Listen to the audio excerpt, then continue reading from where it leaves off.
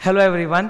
CMA intermediate law का जो paper है ना, उसका जो मॉडल क्वेश्चन पेपर है फॉर द दिसंबर 24 एग्जाम वो आ चुका है और वही मैं आप लोगों के साथ अभी डिटेल में एनालाइज और डिस्कस करने वाला हूँ। सीएमए इंटर लॉ पहला पेपर होता है, law paper number 5 BLE business law and ethics the first paper. Now wait a second, एक मैं शो करता हूँ।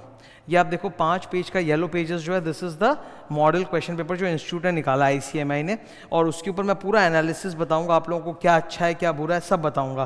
पर पहले पेपर देखते हैं कैसा है। पेपर 30 मार्क का एमसीक्यू आएगा और 70 मार्क का डिस्क्रिप्टिव है। 30 मार्क के जो एमसीक्यू क्वेश्चंस हैं उसमें 2-2 मार्क के 15 क्वेश्चंस हैं। So you have to attempt 15, total 15 ही, और 15 अटेम्प्ट करना है। एक एक एमसीक्यू 2 मार्क का होता है, ठीक है। खुशखबरी ये है कि भाई 2 मार्क का अगर एक एमसीक्यू और 15 ही क्वेश्चन तो हमारा टाइम बच जाता है, और बहुत डायरेक्ट टाइप के एमसीक्यू हैं। ये देखो इधर model question paper business on ethics 3 घंटे का, सेक्शन 1 कंपल्सरी, पूरा 15 क्वेश्चन एमसीक्यू आपको अटेम्प्ट करना है, ठीक है। First question, right to property is a dot dot dot 2 marks करके 15 टू 30, एकदम स्ट्रेट सिंपल टाइप के एमसीक्यूज हैं। मतलब हार्ड होंगे पर कोई कहानी लंबी दी हुई नहीं है कि जिसको पढ़ के हम लोग को टाइम स्पेंड करना पड़े, डायरेक्ट डाला हुआ है, ठीक है। ये रहे आपके सामने 15 एमसीक्यूज। सर ये 15 एमसीक्यूज में से मैं आपको पहले से बता देता हूं कि आप मान के चलो 7-8 एमसीक्यू हार्ड है, 15 में से 7 या 8 हार्ड है। हार्ड मतलब जिसने भयंकर डिटेल में अच्छे से पढ़ा होगा वो कर पाएगा, वरना नहीं कर पाएगा। और जिसने मतलब एक रीजनेबल कवरेज किया होगा वो 7 एमसीक्यूज तक कर पाएगा। तो ऐसा नहीं बोलूंगा कि ये इजी है, एकदम हार्ड है, अच्छे लेवल का है। आप देखो ना यहाँ पे लिमिट डाली हुई है यार, मिनिमम एडमिनिस्ट्रेशन चार्ज, मतलब आपको अमाउंट वगैरह याद करना पड़ेगा, टाइम लिमिट, डेज, पेनल्टी, ये सब याद करने पड़ेंगे, तो थोड़ा टफ हो जाता है ये। सेक्शन बी डिस्क्रिप्टिव क्वेश्चन है, ये 70 मार्क का होता है। यहाँ पर 14 मार्क के क्वेश्चंस होते हैं, 14 मार्क के, तो 14 इंटू 5 आपको अटेम्प्ट करना है। टोटल 7 क्वेश्चंस हैं, तो इन्होंने क्लियर लिखा है कि you have to answer 5 out of 7 question. 7 question दिए हुए 14-14 मार्क के, आपको 5 अटेम्प्ट करने, ठीक है। तो 14 इंटू 5 70। अब इनके जो क्वेश्चन है वो कैसे हैं, एक एक क्वेश्चन अगर आप उठाओगे 14 मार्क का तो वो 7 मार्क का 2 क्वेश्चन है। ये देखो क्वेश्चन नंबर 2A, ये कॉन्ट्रैक्ट एक्ट से है। क्वेश्चन नंबर 2A, कंसेंट नहीं होगा तो एग्रीमेंट वॉइड हो जाता है, एग्रीमेंट ही नहीं बनेगा। और अगर फोर्स्ड कंसेंट है, ठीक है, जिसको बोलते हैं एब्सेंस ऑफ फ्री कंसेंट, तो वो वॉइडेबल कॉन्ट्रैक्ट हो जाता है। उसके ऊपर 7 मार्क का क्वेश्चन है, स्ट्रेट डायरेक्ट। ये देखो 3B, ये भी कॉन्ट्रैक्ट ऑफ इंडेमनिटी के ऊपर है, 7 मार्क का स्ट्रेट क्वेश्चन है, लगभग ऐसे ही है। अब क्वेश्चन नंबर 3 में भी आप देखो 7 + 7 14, 4 में देखो 7 + 7 14, ऐसे ही चल रहा है, ठीक है। केवल जो आखिरी क्वेश्चन होता है उसमें थोड़ा केस की तरह रहता है। 8A में ये देखो केस बनाया हुआ है इन्होंने, यहाँ पर ये केस बना के पूछा है। ये कॉन्ट्रैक्ट एक्ट के रेवोकेशन के ऊपर 7 मार्क का केस है, और ये इन्होंने वो पूछा है, क्या नाम है, चेंज ऑफ ऑब्जेक्ट क्लॉज के ऊपर 7 मार्क का, ठीक है। This is the entire paper जो अभी तुम्हारे सामने है। अब इस पेपर का हम लोग विश्लेषण करेंगे, ओके। मैं पहले बता देता हूँ, सीएमए इंटर का लॉ का पेपर और सीएमए फाइनल का लॉ का पेपर डिफरेंट होता है, सेम नहीं होता। फाइनल में केस बेस्ड क्वेश्चन ज़्यादा आते हैं, लंबे लंबे केस रहते हैं, उस पर क्वेश्चन रहता है। और इंटरमीडिएट में डायरेक्ट पूछते हैं। और ये जो मॉडल क्वेश्चन पेपर है ना, ये एकदम सटीक है, बिकॉज दिसंबर 2011 से लेके जून 2024 तक का जो सजेस्टेड आंसर्स है वो इंस्टीट्यूट ने अपने साइट में डाल रखा है, और आप उसमें से मैक्सिमम लॉ के पेपर्स आप देखोगे वो ऐसे ही थे, ठीक है। मतलब शुरू वाले थोड़े जो पुराने सिलेबस के 2012 सिलेबस वाले हैं उनमें एमसीक्यूज और ऑब्जेक्टिव्स थोड़े डिफरेंट टाइप के थे, पर वहां भी ऑब्जेक्टिव्स था और descriptive question straight simple type के थे। अब हमारे लिए इससे क्या शिक्षा है, गुड न्यूज बैड न्यूज।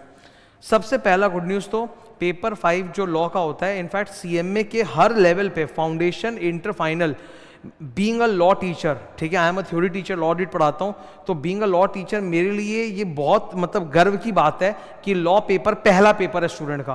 क्योंकि आप देखते हो अक्सर पहला पेपर होता है अकाउंट्स, तो पहला पेपर जो भी होता है वो तो बहुत रिवीजन का टाइम मिल जाता है, उसके पहले स्टूडेंट 5 दिन तक रिवाइज करे, है ना। बाद वाले पेपर में रिवीजन का टाइम मिलता नहीं है। तो मेरे लिए तो बड़ी प्रसन्नता की बात है कि फाउंडेशन हो या इंटर हो या फाइनल हो, सीएमए में हर लेवल पे पहला पेपर लॉ है।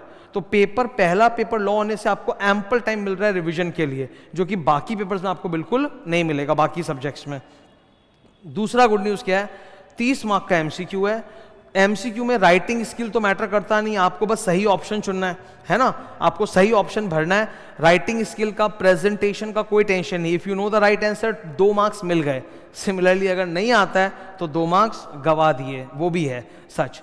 और इनके एमसीक्यूज आप देख रहे हो सिंपल टाइप के डायरेक्ट एमसीक्यूज हैं, तो कोई लंबी लंबी केसेस और एनालिसिस करने में टाइम वेस्ट करने की भी जरूरत नहीं है।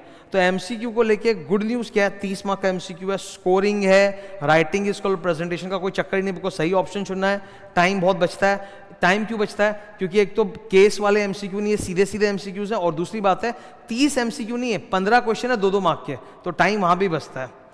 तीसरा गुड न्यूज़ है, पेपर 128 मार्क्स का आता है, पेपर तो जो सेट हुआ है, क्योंकि 30 मार्क का एमसीक्यू है और जो 70 मार्क का डिस्क्रिप्टिव है उसमें 2 क्वेश्चन एक्स्ट्रा भी तो है, 14 के 28, तो पेपर 128 मार्क का सेट हो रहा है। ओके, डिस्क्रिप्टिव में आपको 7 क्वेश्चन डाले हुए, उसमें से 5 अटेम्प्ट करने, तो आपके पास चॉइसेस है निकालने के लिए, और बड़े सिंपल चैप्टर से एकदम उठा के पूछ रहे हैं लोग।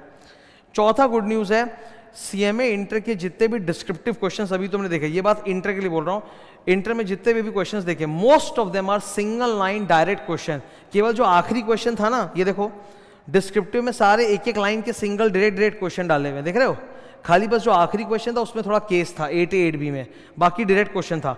तो डायरेक्ट क्वेश्चन को पढ़ने में टाइम वेस्ट नहीं होता, आप पढ़ के तरातर अटेम्प्ट कर सकते हो। ठीक है, अब बैड न्यूज़ क्या है सर, पहला बैड न्यूज़ है, इनके जो एमसीक्यूज है ना हार्ड है, क्योंकि एमसीक्यूज में जो डेटाबेस आपसे पूछ लिया, आपसे टाइम लिमिट पूछ ली, आपसे पेनल्टी पूछ ली, आपसे डेज पूछ लिए, तो ये सब बहुत स्टूडेंट को मेमोराइज करके जाना पड़ेगा, वरना वो वहाँ पे गलत आंसर दे देगा। और एमसीक्यूज में क्या होता है ना, जब आप पढ़ते हो, जब आप सब्जेक्ट को पढ़ते हो, तो आपको हर चीज़ को ख्याल रखना पड़ता है, क्योंकि एमसीक्यू टेढ़ी बाकी चीज़ों पर आता है, एमसीक्यू सीधी सीधी चीज़ों पर नहीं आता। तो आपको पढ़ते हो बड़ा केयरफुल होकर डिटेल में हर चीज़ सिलेबस से, अपने इंस्टीट्यूट के बुक से पूरा पढ़ना पड़ता है, तो that is the tough job. और दूसरा बैड न्यूज़ मेरे लिए ये है, मैं स्टूडेंट को हमेशा बोलता हूं कि अगर डिस्क्रिप्टिव क्वेश्चन लंबे मार्क्स का आ रहा है, तो उसमें आप कितना भी अच्छा लिख लो, मार्क्स नहीं मिल पाएंगे। अब जैसे आप सोचो, ये हमारे सामने क्वेश्चन नंबर 2A है, ये 7 मार्क का क्वेश्चन है। कंसेंट क्या होता है, एब्सेंस ऑफ फ्री कंसेंट क्या होता है, coercion fraud, Andrew influence, misrepresentation fraud, वो सब स्टूडेंट को मालूम है।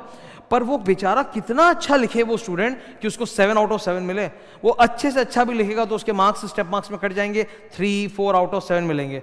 अब आप सोचो 7 मार्क्स में अगर आपको 3-4 मिलेंगे तो आप तो फेल होने वाले हो, उसका मतलब है, सोच के देखो, 3 आउट ऑफ 7 मतलब आप 40% या उससे कम पे जा रहे हो, तो फेल होने का संजोग बन जाता है। ये देखो, बोला कॉन्ट्रैक्ट ऑफ इंडेमनिटी डिस्कस कर दो और इंडेमनिटी होल्डर को सू किया जाए तो उसके पास क्या राइट्स है। यार ये तुम अगर बुक का थ्योरी भी लिख के आ जाओगे तो भी वो 7 मार्क लायक नहीं है, वो 5 मार्क लायक है। तो कितना अच्छा लिखूं कि मेरे को 7 आउट ऑफ 7 मिले। यही हाल ऑलमोस्ट बाकी के क्वेश्चंस जितना है। कुछ क्वेश्चन 7 मार्क के ऐसे हैं जो औकात से ज्यादा लंबे हैं, जिनकी साइज कम से कम भी 10-15 मार्क की। अब जैसे मैं एक क्वेश्चन दिखाता हूं तुम लोगों को, मेमोरेंडम का क्वेश्चन था यहाँ पे, या क्वेश्चन नंबर 5 पे पढ़ो। इन्होंने बोला ऑल्ट्रेशन ऑफ मेमोरेंडम सेक्शन 13 के प्रोविजन बताओ। सर ऑल्ट्रेशन ऑफ मेमोरेंडम में name clause, situation clause, office या ऑब्जेक्ट क्लॉज, लायबिलिटी सब कुछ आता है। उन सब के ऑल्ट्रेशन का बहुत सारा प्रोसीजर है। ये कम से कम भी मैं लिखने जाऊँ तो 20 मार्क का होगा, और मार्क्स कितने मिलेंगे? 7। तो एक क्वेश्चन है जो साइज से कम, मतलब इतना बड़ा है फिर भी मार्क्स 7 है, और कोई क्वेश्चन ऐसा है जो मुश्किल से 4 या 5 मार्क का पर उसका मार्क्स 7 है। तो यहाँ पे दिक्कत आएगी स्टूडेंट को कि कितना भी लिख लो, एग्जामिनर की सब्जेक्टिविटी की वजह से आपको अच्छे मार्क्स ज़्यादा नहीं मिल पाएंगे। That's a bad thing. ठीक है, तो ये गुड और ये बैड है जो मैंने तुम्हारे साथ मॉडल क्वेश्चन पेपर में डिस्कस किया। एक बार मॉडल क्वेश्चन पेपर जो इंस्टीट्यूट निकाला है ये बहुत अच्छी चीज़ है, और ये model question paper pretty much suggested answers का भी पैटर्न आप पिछले 10-12 साल का देखोगे, लगभग ऐसा ही मिलेगा आपको। ठीक है, अब ऐसे तरह के पेपर की तैयारी कैसे की जानी चाहिए, मैं 2-3 बहुत तगड़े हिंट, सॉल्यूशन, तरीके, अप्रोच बता रहा हूं, प्लीज उसको एकदम दिमाग में रख लो। सबसे पहले let's talk about MCQs. MCQs के लिए आप क्या करो, जहां जहां भी पूरे लॉ के सिलेबस में टाइम लिमिट्स आ रहे हैं, पेनल्टीज आ रहे हैं, डेटाबेस आ रहा है, उसको मार्क कर लो, और हो सके तो कॉपी में लिख लो एक, ताकि एंड टाइम जब आएगा ना एग्जाम का तो उसको तड़ातर उन लिमिट्स और उन डेटा को याद करके जा सको, बिकॉज उससे कुछ ना कुछ एमसीक्यू में फंसेगा। तो ये एक तो कर लो। दूसरा काम है, इन जनरल जब तुम लॉ पढ़ रहे हो सीएमए में, तो पूरे हर एक चैप्टर को बड़े चौकन्ने से अच्छे से पढ़ो। इंस्टीट्यूट के मैट में जो जो लिखा है सब पढ़ो, बिकॉज एमसीक्यू डायरेक्टली वहीं से प्लग करके वो लोग डालेंगे, तो चौकन्ना होके पढ़ो। एमसीक्यू के लिए you have to be very careful. Next step I will give you about descriptive question. हमें ये तो समझ में आ गया है कि सर ये लोग ना डायरेक्ट 7-7 मार्क के डिस्क्रिप्टिव क्वेश्चन पूछे, मतलब लंबे लंबे वाले।